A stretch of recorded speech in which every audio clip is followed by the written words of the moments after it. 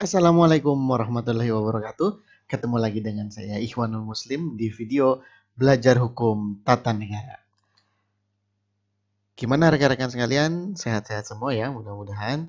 Meskipun kita masih ada di wabah corona ini, di era-era wabah corona, mudah-mudahan semuanya teman-teman sekalian yang mendengarkan video saya ini masih dalam keadaan sehat walafiat. Amin ya rabbal alamin. Oke, baik rekan-rekan sekalian, pada video kali ini saya akan membahas salah satu sub dari mata kuliah hukum tata negara, yaitu lembaga negara dan lembaga independen. Ini merupakan kelanjutan dari materi mata kuliah hukum tata negara, di mana pada video yang lalu saya sudah membahas tentang konstitusi, hak asasi manusia, lalu asas hukum tata negara. Maka hari ini kita akan berbicara, berdiskusi, mempelajari kaitan dengan lembaga negara dan lembaga independen.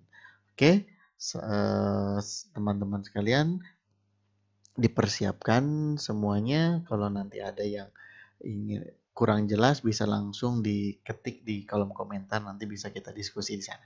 Oke, kita mulai saja rekan-rekan sekalian terkait dengan pembahasan lembaga negara dan lembaga independen.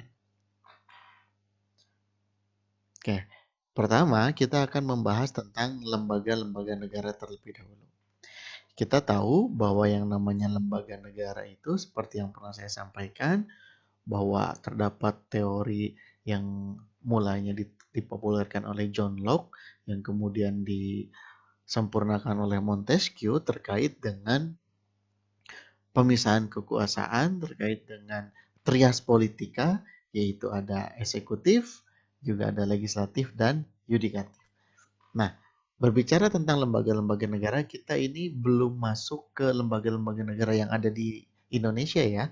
Karena ini saya akan membahas tentang lembaga-lembaga negara dan lembaga independen secara general terlebih dahulu, secara umum, karena nanti akan ada subtopiknya tersendiri berbicara tentang lembaga-lembaga negara yang ada di Indonesia.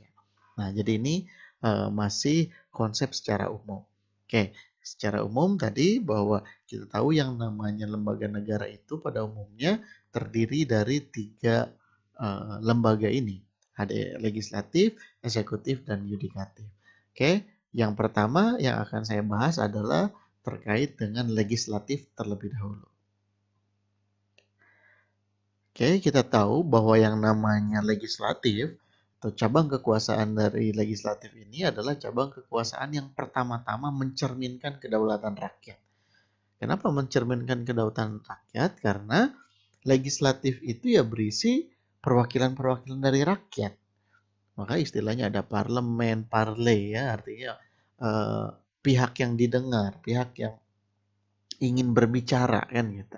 Sehingga legislatif sebenarnya ini mencerminkan kedaulatan rakyat karena disitulah rakyat berada. Seolah-olah kan gitu secara konsep.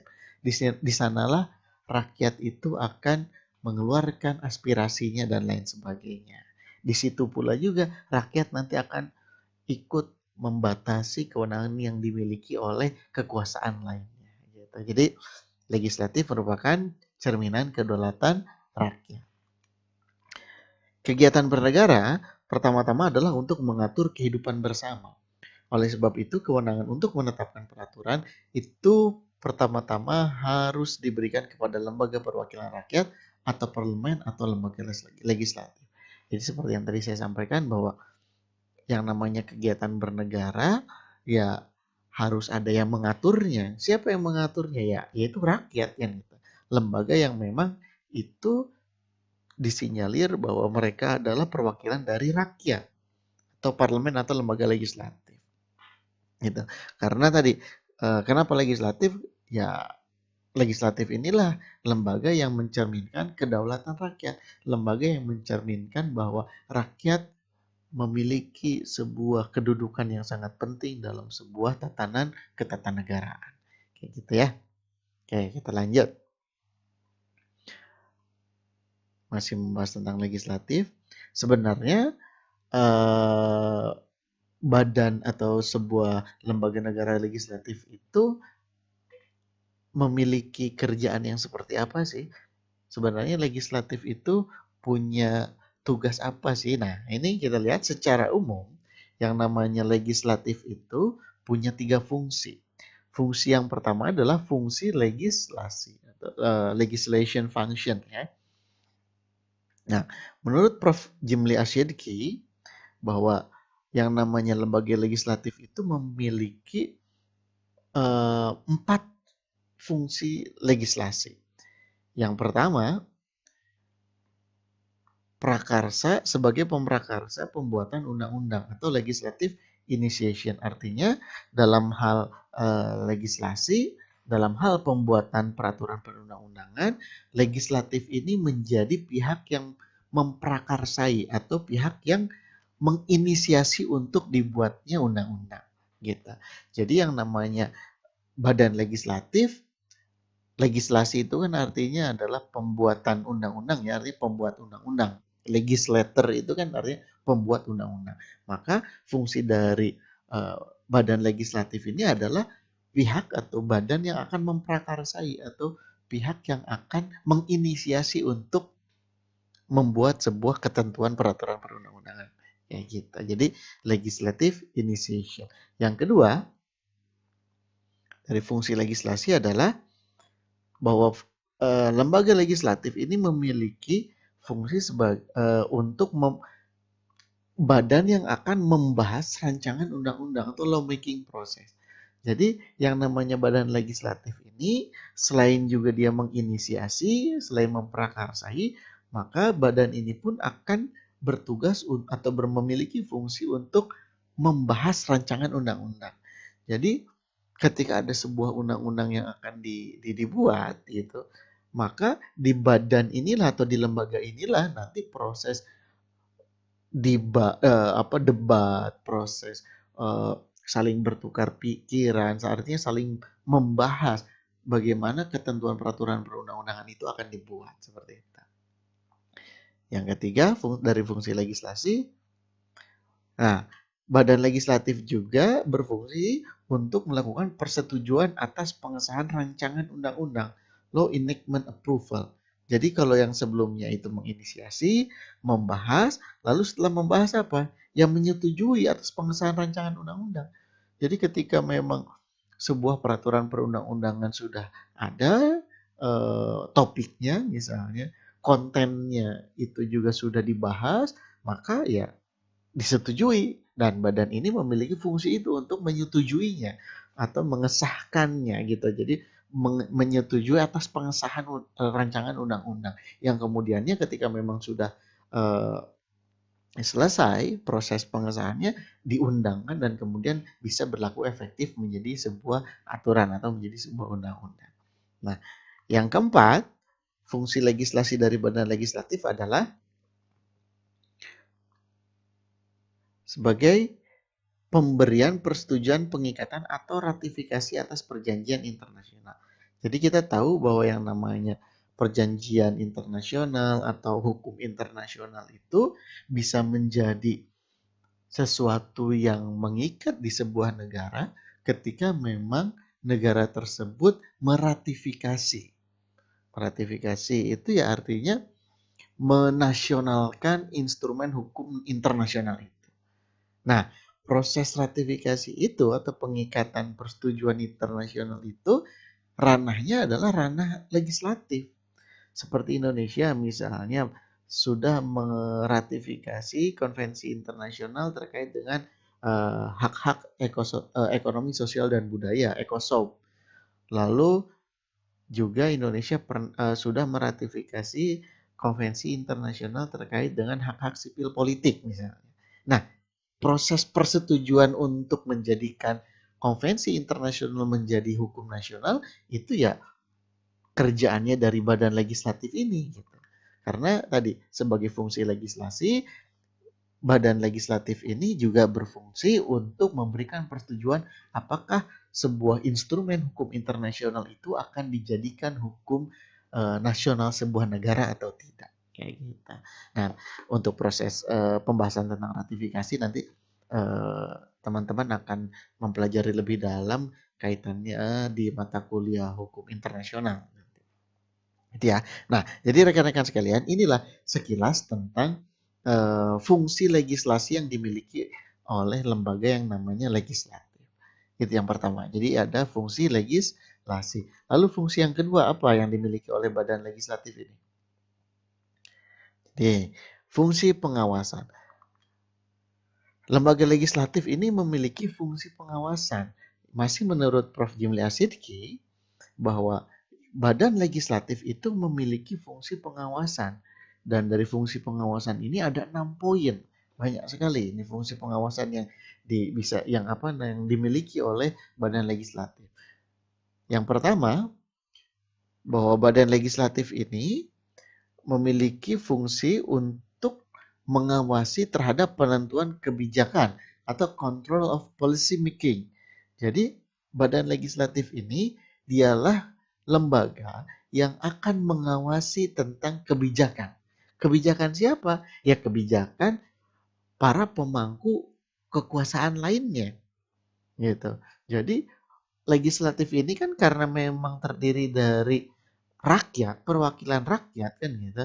Maka badan ini, lembaga ini nanti dia akan memiliki fungsi untuk mengawasi apakah sebuah kebijakan yang dilakukan oleh para penguasa lainnya, oleh para pihak yang memang memiliki kekuasaan itu sebenarnya sudah benar atau tidak. Dalam hal ini misalnya lembaga eksekutif yang nanti akan kita bahas.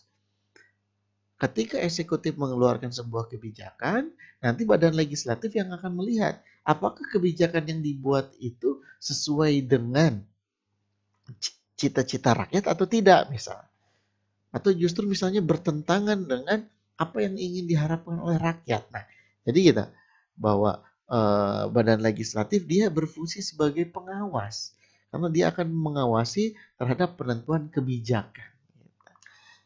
Oke, yang kedua, lembaga legislatif berfungsi untuk proses pengawasan terhadap pelaksanaan. Kalau yang pertama tadi kaitannya tentang penentuan kebijakan, artinya ketika mau membuat kebijakan, mereka diawasi. Nah, tahap keduanya adalah ketika kebijakan itu sudah ditetapkan, ingin dilakukan oleh suatu lembaga lainnya, maka nanti oleh badan legislatif dia akan diawasi bagaimana implementasi. Jadi control of policy executing.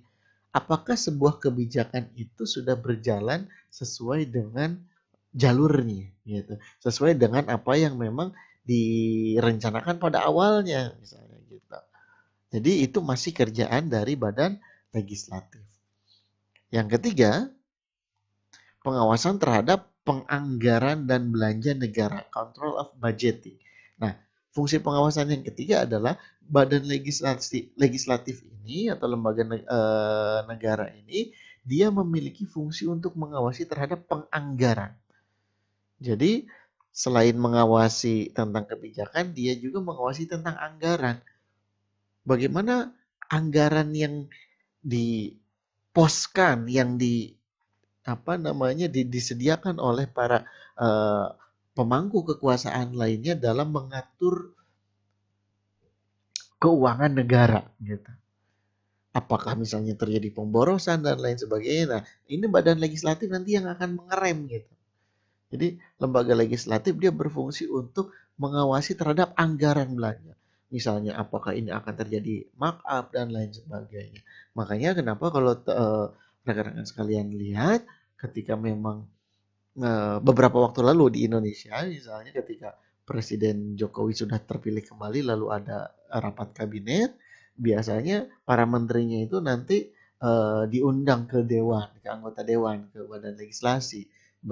Untuk apa? Ada rapat dengar pendapat misalnya terkait dengan kebijakan anggarannya bagaimana. Nah, disitulah nanti salah satu upaya untuk mengawasi gitu. Apakah proses penganggaran itu masuk akal atau justru misalnya malah ada kong kali kong untuk merugikan keuangan negara misalnya. Nah, Jadi itu ya, salah satu fungsi pengawasan yang memang dimiliki oleh badan legislatif.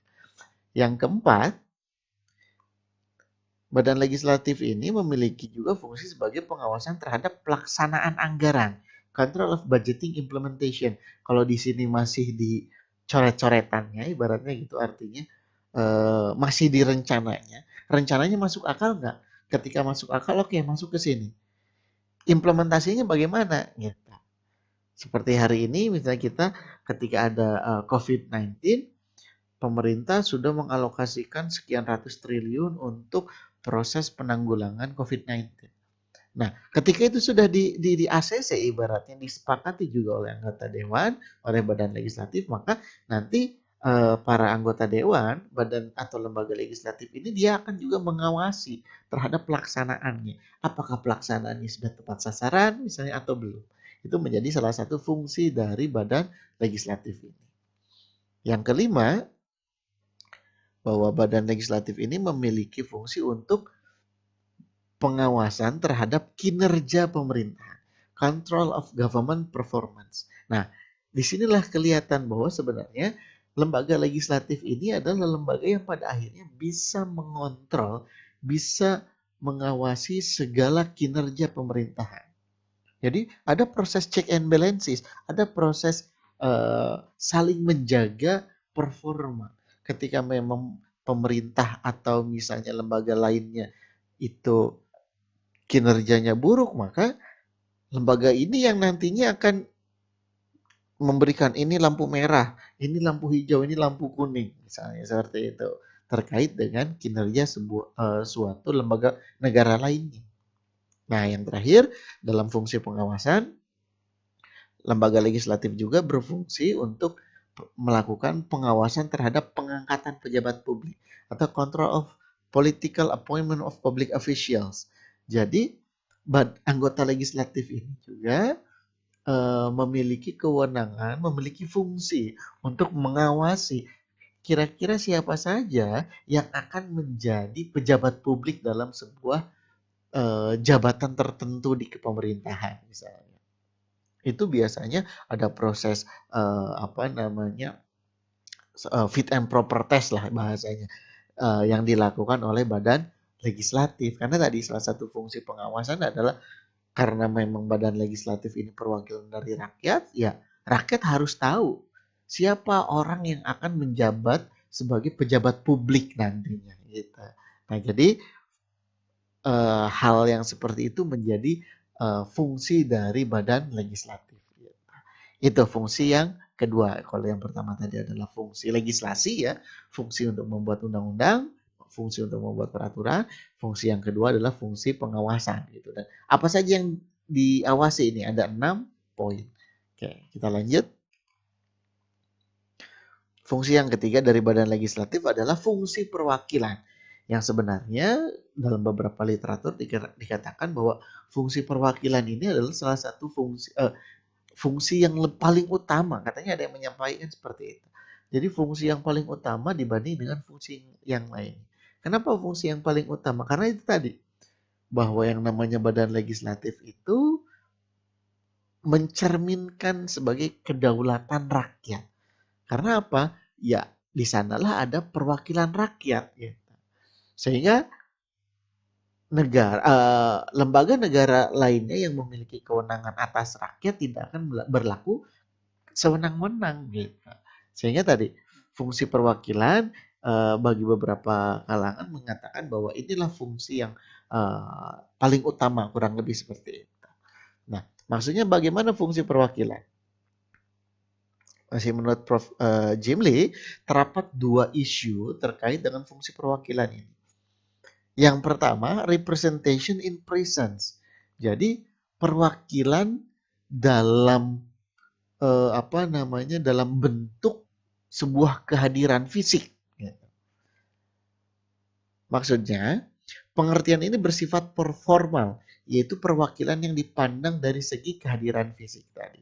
Jadi, perwakilan itu dapat difahami bahwa adanya keterwakilan dari kelompok tertentu misalnya atau dari golongan tertentu itu merupakan perwakilan secara fisik.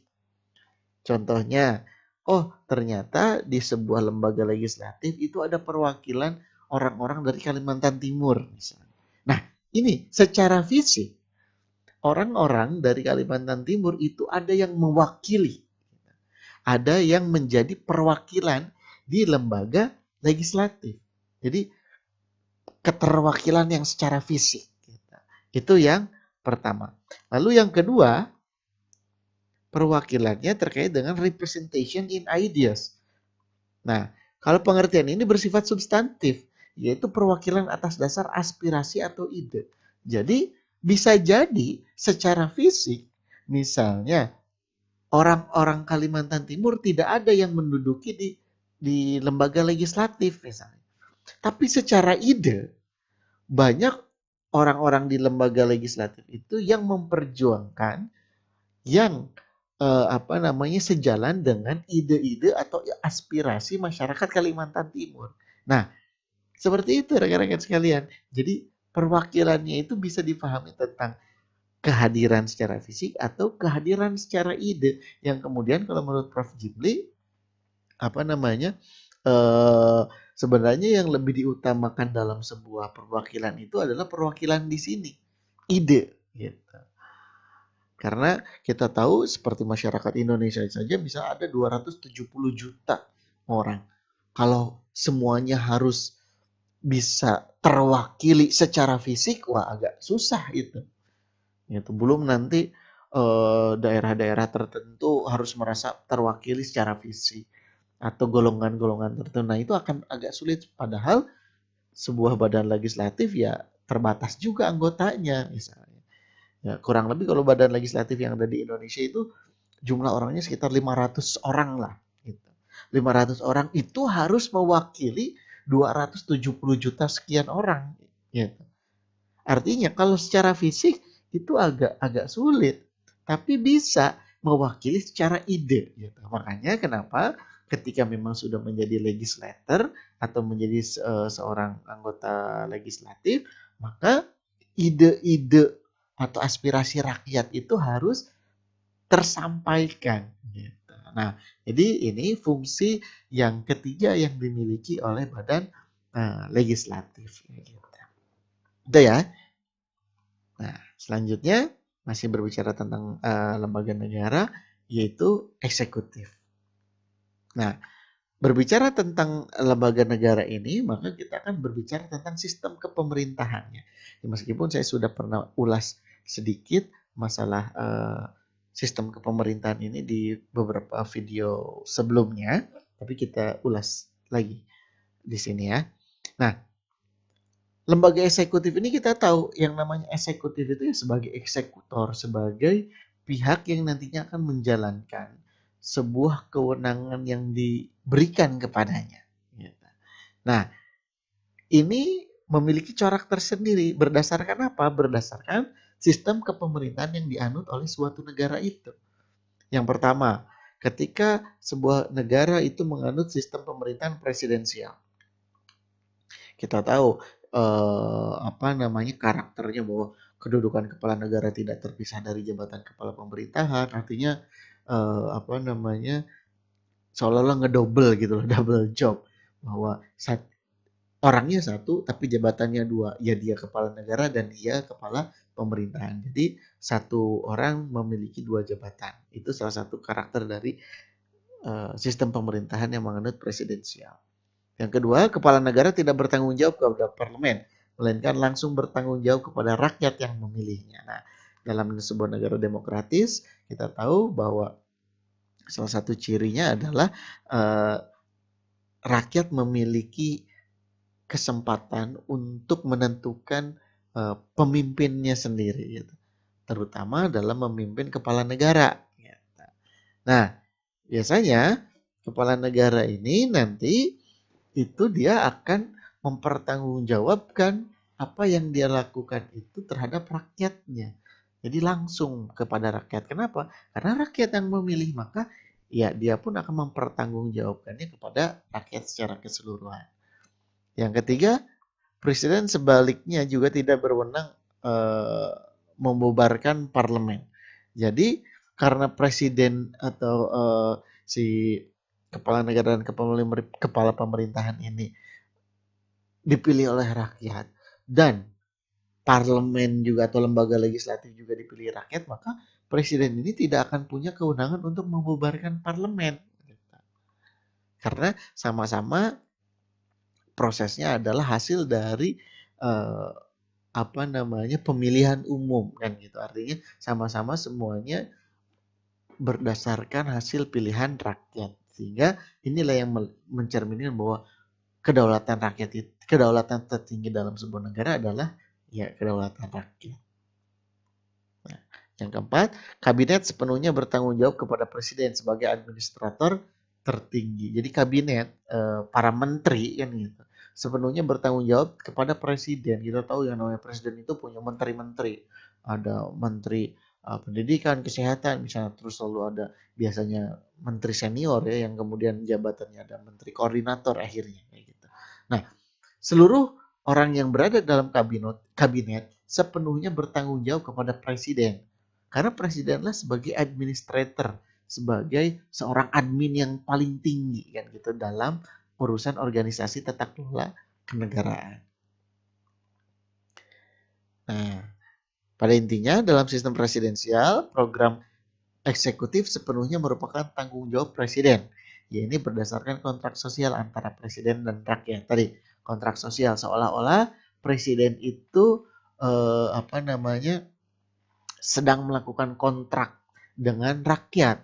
Makanya biasanya di kita saja contohnya di Indonesia ketika mau ada pemilihan presiden, ya presiden akan menjabarkan visi dan misinya. Nah, itu kan sedang mengupayakan kontrak sosial. Mana kira-kira kontrak yang lebih bagus, yang menarik bagi rakyat. Itulah nanti yang akan dipilih oleh rakyat kan gitu. Jadi dalam sistem presidensial, program eksekutif sepenuhnya merupakan tanggung jawab presiden. Yakni berdasarkan kontrak sosial presiden dengan rakyat. Karena tadi secara prinsip presiden itu ya hasil uh, pemilihan yang memang diberikan oleh rakyat. Jadi hasil kesepakatan rakyat. Itu sistem pemerintahan presidensial. Yang kedua, masih di eksekutif, bagaimana dengan yang parlementer? Nah, sistem kepemimpinannya terbagi dalam jabatan kepala negara dan kepala pemerintahan sebagai dua jabatan yang terpisah. Seperti yang pernah saya sampaikan juga dalam beberapa video sebelumnya bahwa dalam parlemen sistem pemerintahan yang menganut sistem parlementer ini, kepala negara dan kepala pemerintahan itu terpisah. Jadi dua jabatan ya dua orang kan gitu ya. Dan itu tidak sekaligus dipegang oleh satu orang, berbeda dengan presidensial seperti yang saya tadi sampaikan. Yang kedua, pemerintahan bertanggung jawab kepada parlemen. Nah, si kepala pemerintahan, Perdana Menteri biasanya yang dipegang oleh Perdana Menteri itu bertanggung jawab kepada parlemen. Kenapa? Karena kepala pemerintahannya itu dipilih oleh orang-orang yang ada dalam parlemen. Sehingga parlemen memiliki kewenangan yang besar, gitu, memiliki dominasi yang luar biasa besar terhadap kepala pemerintah, gitu. Sehingga biasanya ya parlemen itu ya perdana menteri yang terpilih kan gitu, seorang kepala pemerintahan yang terpilih itu ya juga merupakan hasil pilihan dari orang-orang yang ada dalam parlemen. Sehingga antara kepala pemerintahan dengan orang-orang yang ada dalam parlemen itu ya biasanya masih dalam satu satu sisi yang sama. Artinya ya itu koalisinya para anggota-anggota parlemen kan gitu. Makanya istilah oposisi itu ya biasanya erat dengan sistem pemerintahan yang menganut parlemen kayak gitu. Yang ketiga, kabinet dapat dibubarkan apabila tidak mendapat dukungan parlemen. Artinya kabinet yang terdiri dari Perdana Menteri, lalu menteri-menteri lainnya yang menjalankan roda pemerintahan negara, itu bisa dibubarkan. Oleh siapa? Oleh parlemen. Karena tadi parlemen memiliki kewenangan yang tinggi, yang lebih dominan dibanding dengan kabinet, gitu. Dibanding dengan kepemerintahannya itu sendiri. Gitu. Jadi bisa dibubarkan karena apa? Ya mereka yang milih ya dibubarin aja. Makanya di Indonesia kita pernah dengar dulu Indonesia pun pernah menganut sistem pemerintahan ini ada beberapa kabinet-kabinet yang memang pada akhirnya kalau itu dirasa tidak sejalan dengan keinginan dari parlemen ya dibubarkan. Makanya dulu bangsa kita pernah bongkar pasang kabinet itu tadi. Gitu. Oke, yang terakhir ciri dari lembaga eksekutif yang menganut sistem pemerintahan parlementer adalah parlemen dapat dibubarkan oleh kepala negara apabila dianggap tidak memberikan dukungan kepada pemerintah.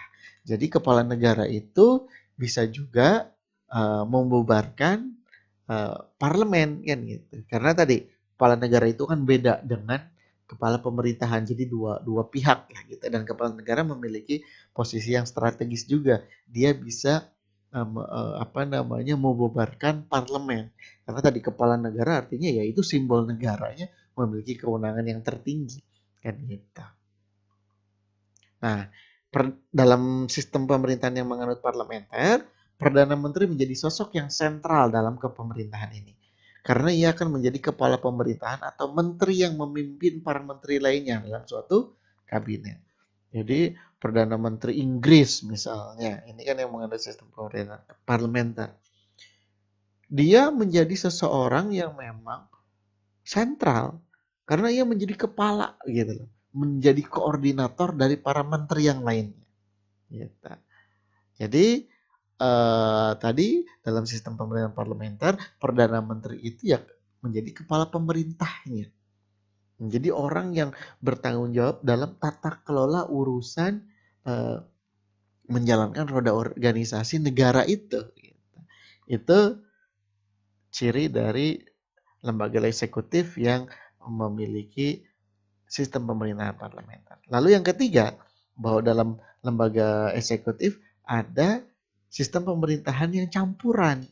Nah ini dalam video saya kemarin saya tidak ulas ini, tapi kita akan ulas sedikit di video ini. Bagaimana yang campuran ya? Kalau campuran artinya dia hybrid, dia blend antara presidensial dan parlementer. Dalam sistem campuran terdapat ciri-ciri pemerintahan presidensial dan ciri-ciri pemerintahan yang parlementer secara bersamaan dalam sistem pemerintahan yang diterapkan.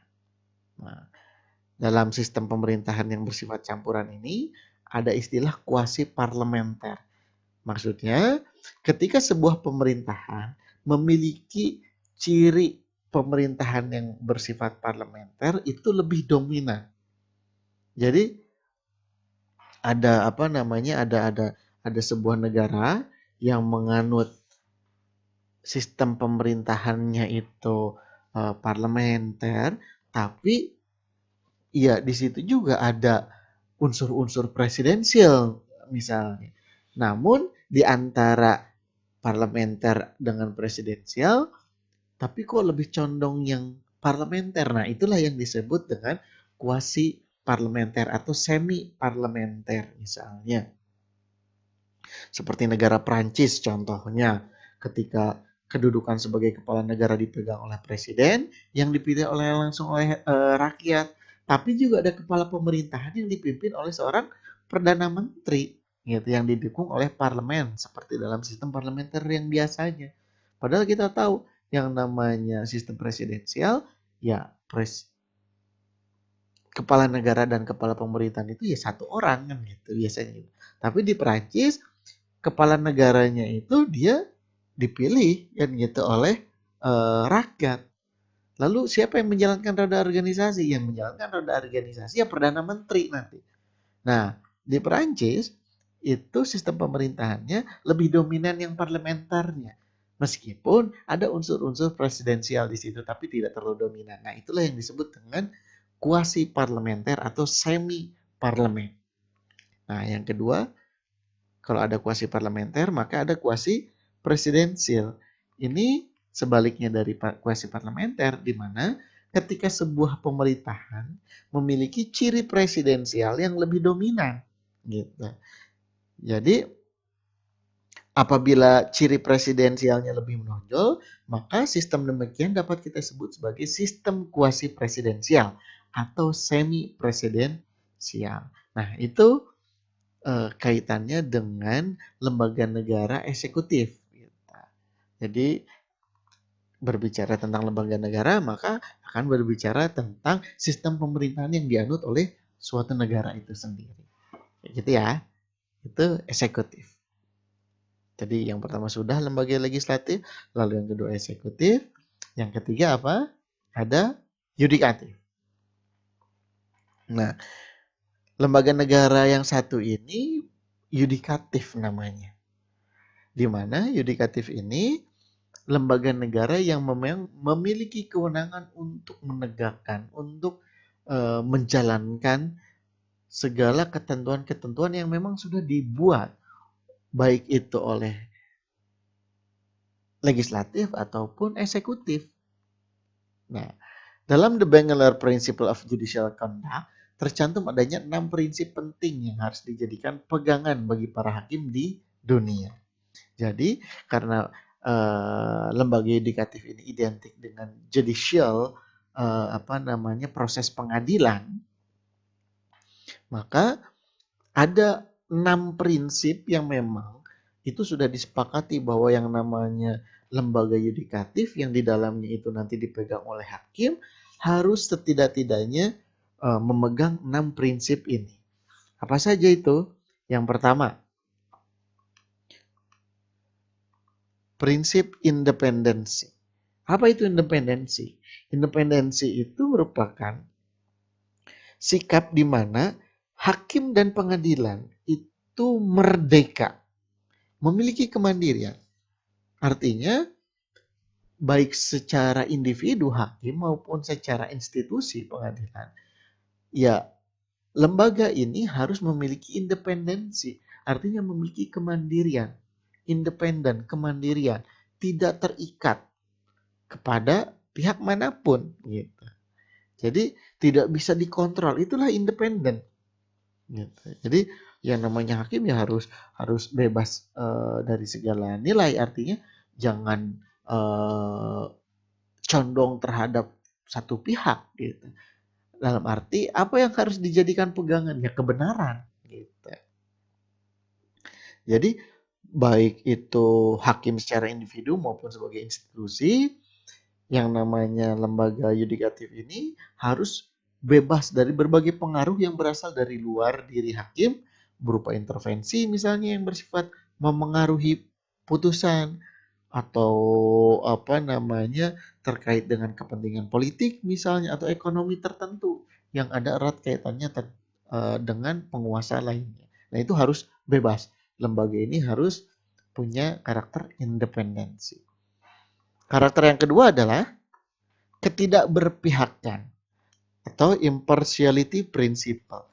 Jadi ketidakberpihakan ini merupakan prinsip yang melekat dalam hakikat fungsi hakim sebagai pihak yang diharapkan memberikan pemecahan terhadap setiap perkara yang diajukan kepadanya. Jadi tadi, karena memang hakim itu sudah independen, artinya tidak bisa disetir oleh siapapun, sikap yang kedua yang harus dimiliki adalah ketidakberpihakan tadi.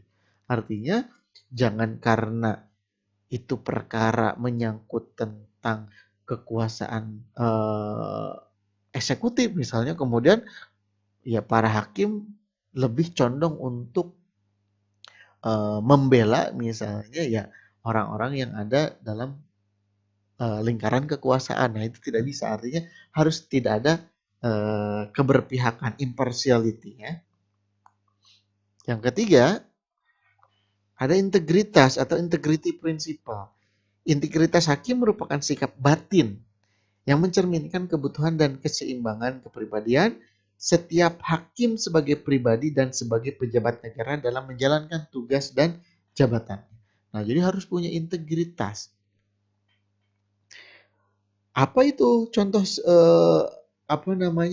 sikap yang erat kaitannya dengan integritas? Ya misalnya sikap jujur, setia, tulus dan menjalankan tugas sesuai dengan profesionalismenya. Gitu. Jadi hakim itu ya harus berintegritas. Yang keempat, kepantasan dan kesopanan atau propriety principle. Jadi eh, norma ini merupakan norma kesusilaan, bahwa yang namanya hakim misalnya atau lembaga ini ya harus mencerminkan norma-norma pantas dengan sopan itu. Karena sebagai pejabat negara, mereka ya harus menjalankan tugas profesionalnya yang menimbulkan rasa hormat, wibawa, dan kepercayaan. Kita ketika melihat hakim misalnya mereka menggunakan gaun, menggunakan jubah kan gitu, itu kan sebagai bentuk untuk memperlihatkan bahwa oh iya, ada wibawa seorang hakim, kebijaksanaan gitu kan gitu. Beda kalau misalnya ada hakim atau lembaga pengadilan yang memang ya tidak pantas gitu, tidak sopan, tidak layak lah gitu. Sehingga nanti akan memunculkan kesan untuk bahwa lembaga ini ya tidak bijaksana kurang lebih gitu. Nah, yang kelima, adanya kesetaraan. Apa kesetaraan ya? Equality principle. Kesetaraan merupakan prinsip yang menjamin perlakuan yang sama terhadap semua orang berdasarkan kemanusiaan yang adil dan beradab tanpa membeda-bedakan satu dengan yang lain atas dasar perbedaan agama misalnya, suku, ras, warna kulit, jenis kelamin, status perkawinan, kondisi fisik, atau status sosial ekonomi. Gitu. Artinya ada kesamaan di hadapan hukum, equality before the law. Dan yang terakhir, yang keenam, bahwa yang namanya hakim harus memiliki sikap cakap dan cermat. Competence and diligence principle. Kecakapan ini tercermin dalam kemampuan profesional hakim yang diperoleh dari pendidikan, pelatihan, dan pengalaman dalam pelaksanaan tugas misalnya. Sementara itu, kecermatan itu merupakan sikap pribadi hakim yang menggambarkan kehati-hatian, ketelitian, ketekunan, kesungguhan dalam pelaksanaan tugas profesional hakim. Gitu. Jadi yang namanya hakim itu harus cakap, artinya tidak bisa seseorang yang tidak pernah menjalankan pelatihan sebagai cakim, misalnya calon hakim, dia akan menjadi hakim.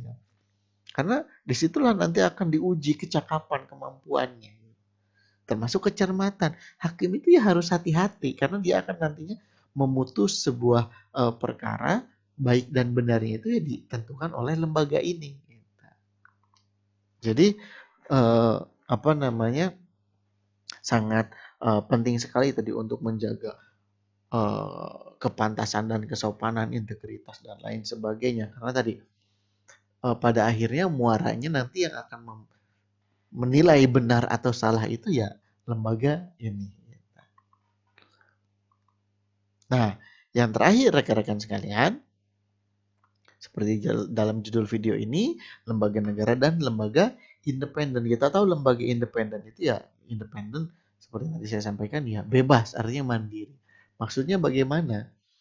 Jadi, semakin kompleks kegiatan kenegaraan modern, maka semakin banyak lembaga atau alat kelengkapan negara yang dibutuhkan untuk menjalankan roda pemerintahannya.